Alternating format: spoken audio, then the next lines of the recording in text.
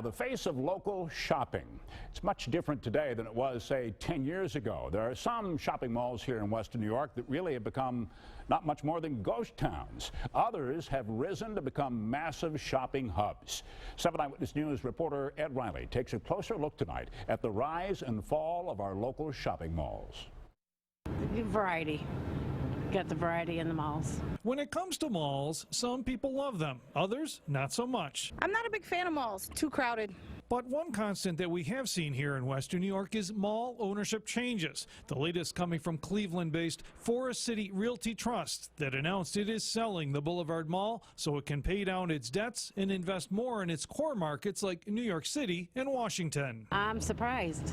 Why is that? Because it's a good mall. It may not mean anything at all. It all depends who owns it. What does it mean for the future? Some shoppers are now worried that a new owner could mean a decline for the Boulevard Mall. I really didn't know that it was up for sale. That's kind of disappointing, though, because our Summit here and that, you know, they just have the Bonton and Sears. And that fear has some basis. The old Summit Park Mall in Wheatfield went through several ownership changes and now sits mostly vacant. It is the nature of malls that they have to change. They have to continue to grow with the marketplace or they lose the marketplace. And that, I think, is what happened at the Summit.